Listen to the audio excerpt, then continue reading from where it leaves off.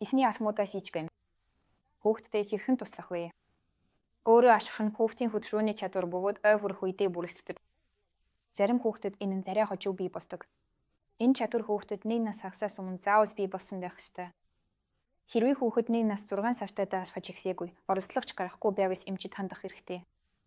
Хүүхэд өмнөх шаардлагатай хөдөлгөөний чадваруудыг эзэмссэн үедээ асгаж ивэдэг. Сууд сурсан, босод сурсан, бүсдэр даган хөдөлж сурсан байх ёстой. Магадгүй та энэ чадварыг нь дэмжиж хүүхдээ илүү хурдан хөгжөхөд урамшуулмаар байж болох юм. Хүүхдээ амжилттай, эсвэл бүр төдийс нь амжилттай биш ч гэсэн оролцох бүртэн магтаарай. Түүнийг гараас нь хүдсэн асгуусаарай. Хөдөлгөөний шаардсан тавсамуудаа усаж хамтдаа оролцоорой. Жишээ нь хүүхдээс 1-2 метрийн зайд суугаад өөр зүгээ дуудаж ашихыг нь үрээсээрэй. Хөдөлгөөнд урамшуулдаг тавсамуудыг ашигласаарай. Жишээ нь көлдөг тавсам, эсвэл бариустай жижиг машин гэх мэт. Хүүхэд тань ямар үед илүү тухтай асгаж байгаа вэжисаарай. Хүйс нүцгэн ноомстой эсвэл гуттай юу гэдгийг. Хүүхэд зөвхөн хүйс нүцгэн асгаж байвал энэ нь хэвийн зүйл. Цаг хугацаа өнгөрөхөд тэр гут хөвч тасах болно. Хэрвээ хүүхэд үе үсний дээрээ асгадагч хөсөө бүтэн тавьж чаддаг бол энэ нь хэвийн үзэгдэх юм.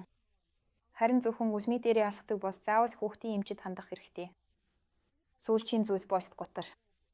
Гутс нь хөнгөн өмсөх босон тайшхад амархан байх ёстой. Хүүхэд гутгтайгаа чөлөөтэй асгаж унаж бүдэрдэггүй байх ёстой. Гутас зөвшөөрөгдөв суулцаа нь ойролцоогоор хагас сантиметр байна. Үсгийг нь бодоод хэтэрхий том гутал авах шаардлагагүй. Тэгвэл зүгээс эвгүй байх болно. Супинатор болон тусгай ортопед гутах эрүүж хүүхдэд хэрэггүй.